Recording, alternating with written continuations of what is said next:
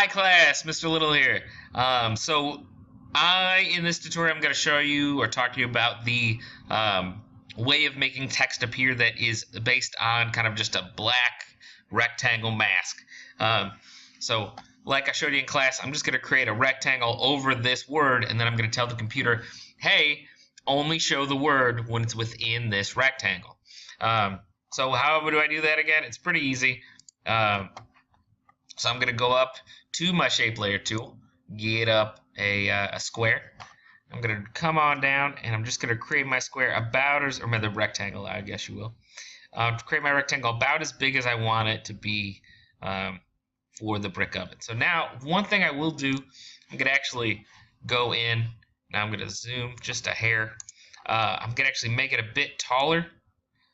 So make it taller.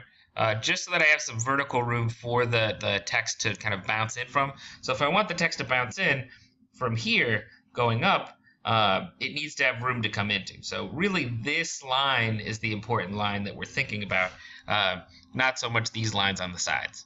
So I've got my square. I do need to fill it in with something, so I'm going to fill it in, and just like in class, so I'm going to fill it in with green. And I did that by just clicking fill, the actual fill word, and selecting that I want it to be filled in with something rather than nothing. So I'm going to click fill. I'm going to click OK.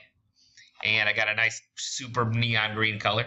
So now I've got my box. And I'm going to go ahead and I'm going to name this box to keep track of my shape layers and my masks. I'm going to name this brick oven mask. Because I want to be able to keep track of, where's my actual text, where is the mask, how do I actually keep track of these things in relation to each other. So now I do have to drag this guy, and it has to be the layer right above my brick oven. So right here is the text I want to mask out, and here is the mask itself. Now what I'm going to actually use to do that is going to be this called track math. So now down here you have a button called switches and modes. So if I click on that, you may actually have this showing up. Like this tiny face shy guy thing, these lines. If you have this showing up, in order to get the masking tools, the track matte tools, you have to click on this switches and modes, and this will come up. Likewise, so then you have this middle column of track mattes. Likewise, over here there are a couple buttons. So if I could technically expand or collapse the transfer tools, so that may also be a reason why it is or isn't showing up. So I got my brick oven mask, and then I'm just on the actual brick oven text layer. So I'm going to select that text layer. I've got my text layer selected.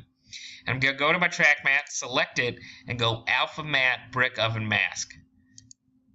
And now you can see brick oven comes right up. So the mask is gone. You'll see automatically it makes it invisible by just making it the eye go there. So if I want to see this mask again, I can click the eye to make it appear. But since it is a mask, it can just be invisible and will work just fine. So now my brick oven knows, hey, if I go outside the range of this, I should go invisible. And that creates a really nice effect for just having text come in seemingly from nowhere. So I have the text come in almost from out of this pizza. Or if I want the text to seem like it's behind the pizza, which I'm getting some awkward stuff over here, but you can see exactly what I'm up to. So have it right behind there. So now what I would do if I just wanted the text to move onto the screen is I would, of course, open up my transform properties, brick oven. So I'm going to go into here, go to transform. I'm going to click position. So I'm going to get it to where it's keyframe. I'm going to keyframe near the end of where I say to myself, okay, I want this effect to take like a second and a half, so we'll go with that. And then if I go back to the beginning, and I'll select this keyframe specifically, so I've got my the cursor over the keyframe, and I've got the keyframe selected, and now I can just drag this guy down outside of the mask. And now when it's time for the text to come on, ooh, wop, bam, it'll go slowly with the RAM preview, and you're here. Let's see it now in action. Oh, that's the slowest, most garbagey. Let's make that go faster, or else I'm just gonna kill myself. All right, and preview. There we go, and it's just coming in like a dream. So that's the mask tool. Again, so if I have my brick oven instead of alpha matte, I could also then go alpha matte inverted. So that means the text only shows up when it's outside the mask. So you can see it shows up everywhere except outside of this square in the middle. So that's a possibility. And then you don't really need to worry about the other two. The most important, though, is that alpha matte. So you take your layer, put it over top, alpha matte, and you're good. So creating those masks can be really a sophisticated way to bring small movements to your compositions. So thanks, and I'll see you in a bit for the next tutorial.